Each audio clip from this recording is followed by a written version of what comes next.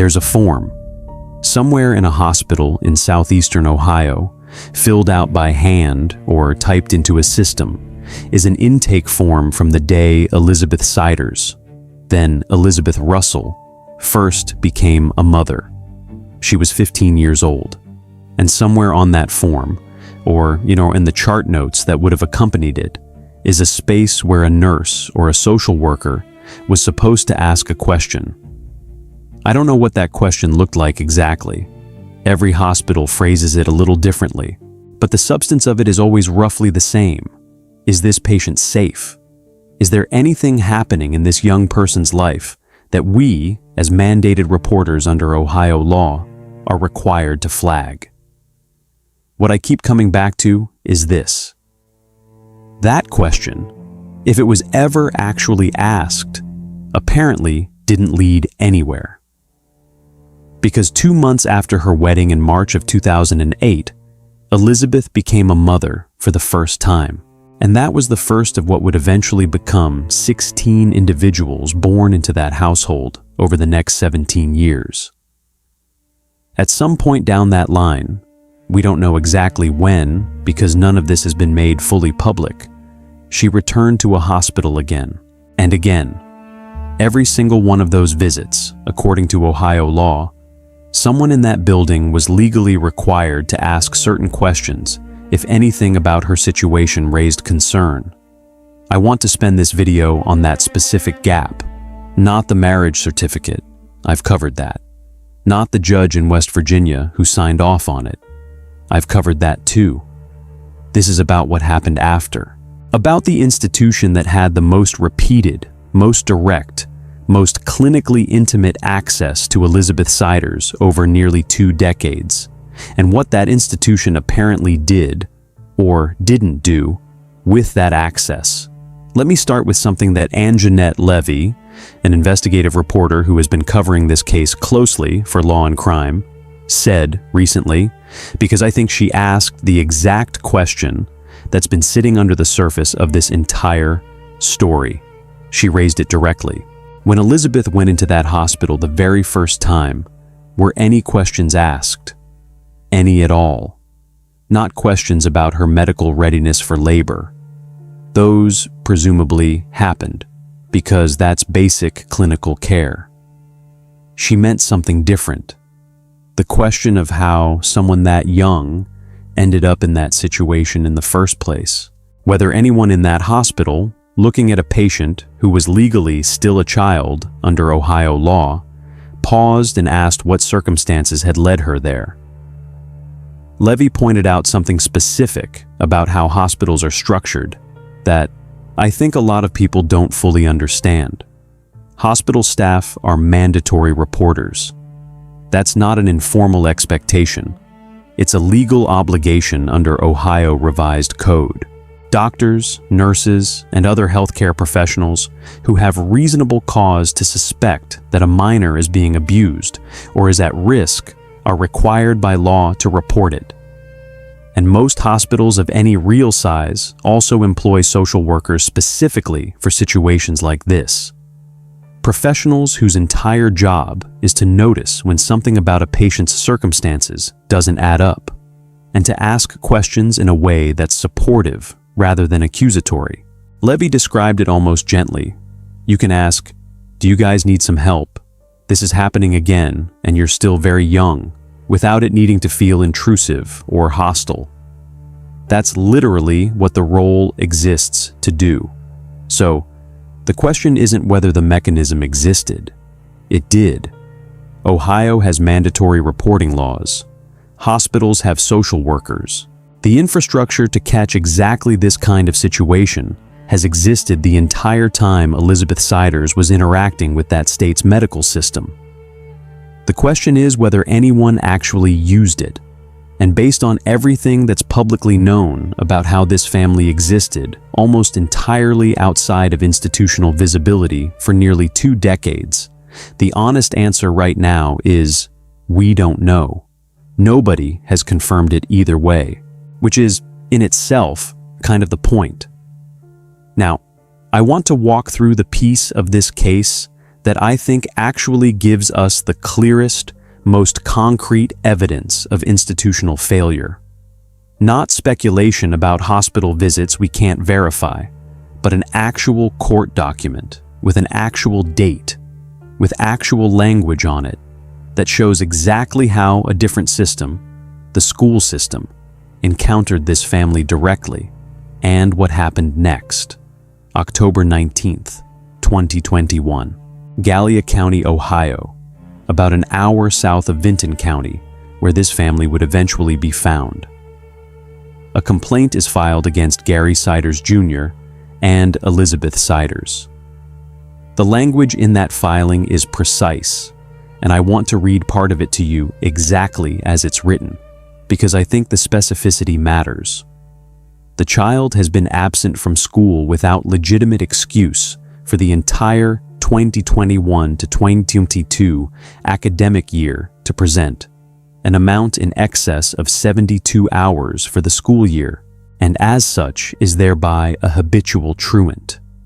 72 hours, an entire academic year. And the document goes further. It states that prior to the complaint being filed, the parents had already been notified, in writing, that their child wasn't attending, that they were required to correct it immediately, and that they were warned specifically in writing about the legal consequences if the truancy continued. This wasn't the first contact. This was after a first contact had already failed to produce any change. There's a second, nearly identical filing from the same period for another one of the Siders children, which means, altogether, Gary Jr. and Elizabeth faced 6 separate truancy complaints in the fall of 2021 alone. The oldest child involved would have been around 13 at the time. I spoke with, well, I didn't personally, but this next voice is worth hearing in full. Ron O'Brien, a former Franklin County prosecutor who actually built a truancy program during his career, specifically because of what he kept noticing.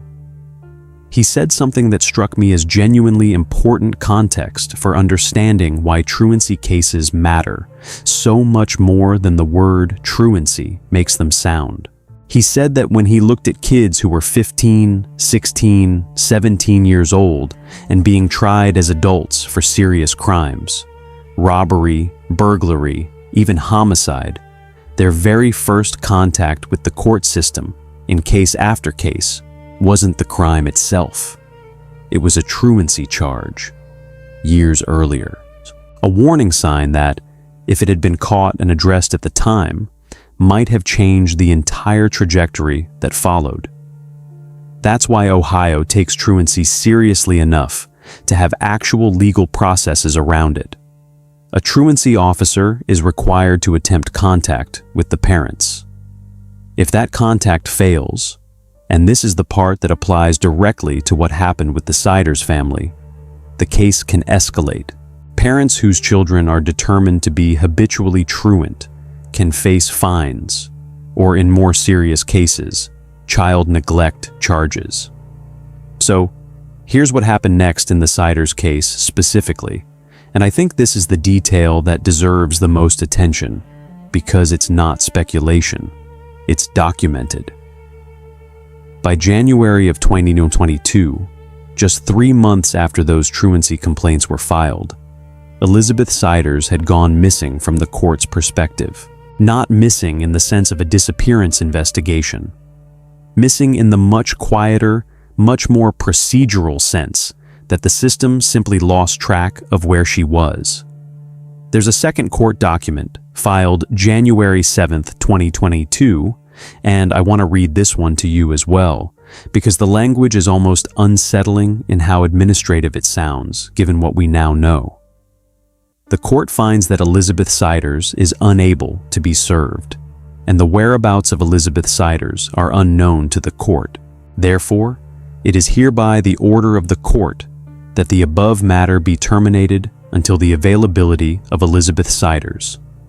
Terminated, not paused, not escalated, terminated. O'Brien made a point about this that I think is worth sitting with. He said it's actually somewhat rare, in his experience, to have children not attending school at all, not excessively absent, not chronically late, but completely absent for an entire academic year. That's not a common pattern, even among truancy cases generally. And when the county did learn about it and did file the complaint, the process still required something as basic as being able to physically locate the family to serve them with legal paperwork. They couldn't. The family had moved or made themselves unreachable quickly enough and thoroughly enough that a formal legal process, one that had already identified a serious problem, one that had already issued written warnings, simply ran out of road. Not because anyone made a decision that this family didn't matter, because the system, as it's built, requires a location to enforce anything, and the family didn't have one that the court could find. I think that's the actual mechanism at the center of this entire case, if you zoom all the way out. It's not that any single institution, the school, the hospital, the state benefits office, completely failed to notice anything for 18 years. It's that each institution's authority stopped at a specific, narrow boundary, and this family, whether by design or by circumstance, kept moving just past those boundaries before consequences could catch up. Which brings me back to the hospital question, because I think it's the piece of this puzzle that's been examined the least, and it might actually be the piece with the most sustained opportunity for intervention. Here's why I say sustained. A truancy case is, by its nature, episodic. It depends on a school year starting, a child failing to show up, a truancy officer noticing, a complaint eventually being filed. That whole process can take months to even begin. A hospital visit is different. It's a single, concentrated moment where a trained medical professional has direct, physical, sustained contact with a patient, sometimes over multiple days. If there were 16 individuals born into this family over roughly 17 years, that means, at minimum, 16 separate hospital admissions. 16 separate windows where medical staff had hands-on, extended access to Elizabeth Siders and to the circumstances around her. Angenette Levy raised a question in her reporting that I haven't seen anyone else articulate quite this directly. If Elizabeth was what she called a repeat visitor, meaning the pattern continued year after year at the same or similar facilities, was anyone connecting those dots? Was any single provider or any hospital system's records actually tracking the frequency and pattern of what was happening at an age that should have triggered exactly the kind of mandatory reporting conversation Ohio law requires? I want to be careful here, because I don't have confirmation of what specifically happened inside any hospital that treated Elizabeth Siders. I'm not accusing any specific doctor, nurse, or facility of anything. What I can tell you is what the law required, and what the publicly known outcome was. Ohio law required medical professionals to report reasonable suspicion of abuse or neglect involving a minor. And the outcome, based on everything that's publicly documented about this family's history, is that whatever happened inside those hospital visits, if anything happened at all, did not result in any intervention that changed the trajectory of what followed. Levy also raised something that I think complicates this in an important way, and I want to include it because I think leaving it out would make this feel simpler than it actually is. By the time this pattern was underway, Elizabeth was already married, legally under West Virginia law, as it existed in 2008. Which means there's a real question about how hospital staff, encountering a legally married patient, would have processed her age relative to her marital status. Would someone that young who is legally married register in a hospital intake system the same way an unmarried minor would? Would that legal status have quietly closed off the kind of scrutiny that might otherwise have been triggered? I don't know the answer to that. I don't think anyone outside the specific medical systems involved knows the answer to that. But I think it's a genuinely important question, because if legal marriage functioned as a kind of institutional shield, if it made hospital staff less likely to ask the questions Levy is describing, simply because the patient technically had a husband and a marriage certificate, then the 2008 decision by a West Virginia judge to approve that marriage without deeper scrutiny didn't just enable one wedding. It may have quietly closed off years of subsequent opportunities for anyone in the medical system to intervene. That's speculation on my part, and I want to be honest that it is. But it's speculation built on a documented legal reality. Marital status does change how systems process people, layered onto a documented pattern that apparently never triggered visible intervention. Let me bring this back to where the broader case actually stands right now, because I think it's easy to get lost in these individual threads and lose track of the larger legal picture. Prosecutor William Archer confirmed, before a gag order was put in place restricting further public statements, that Vinton County doesn't convene grand juries frequently. He described the timing as roughly once every month and a half. That's strikingly different from larger counties. In places like Franklin County or Cuyahoga County, grand juries convene essentially every single day because the volume of serious crime requires it. Vinton County operates on an annual budget of roughly $8 million. It's a small, resource-limited county government, and prosecuting a case of this scale, with 4 defendants, 16 individuals removed from a household, evidence spanning multiple counties and potentially multiple states, and now digital forensic extraction from electronic devices that investigators have confirmed they're working through, likely requires convening a special grand jury altogether, rather than waiting for the county's normal, infrequent schedule. That digital evidence piece matters too. Investigators have confirmed they're in the process of downloading and analyzing devices as part of this case, a process that, even with trained analysts at Ohio's Bureau of Criminal Investigation working on it, takes real time to complete properly. Archer had indicated, before the gag order limited further public comment, that there might be updates within a couple of weeks. Whether that timeline holds and whether additional charges emerge from what's found on those devices remains publicly unknown as of now.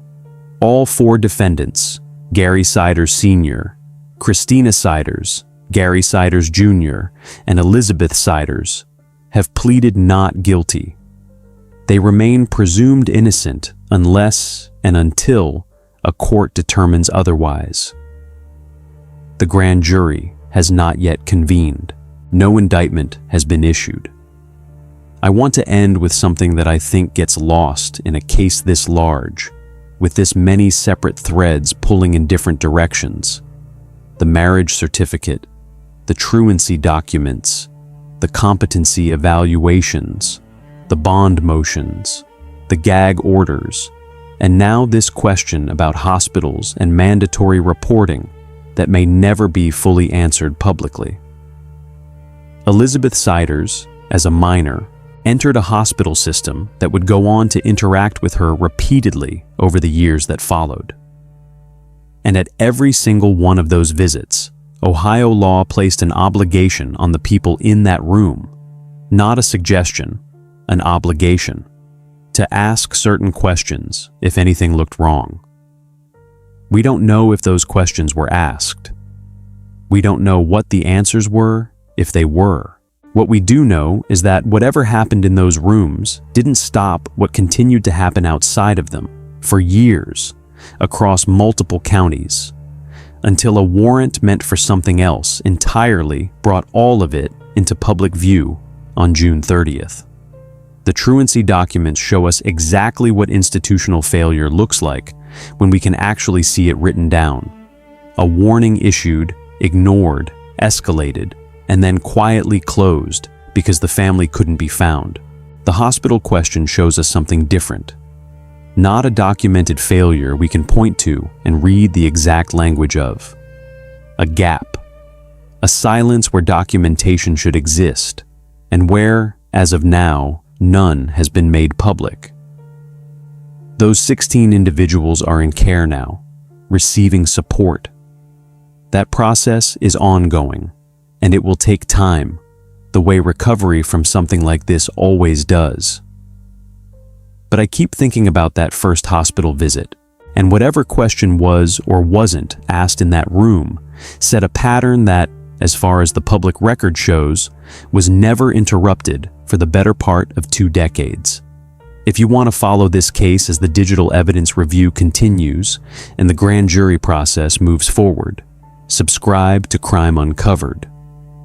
We'll be here for every verified development. Somewhere, there's a chart, a record, a note from a visit that happened years ago that might tell us whether anyone ever asked the question that mattered most. We don't have it yet,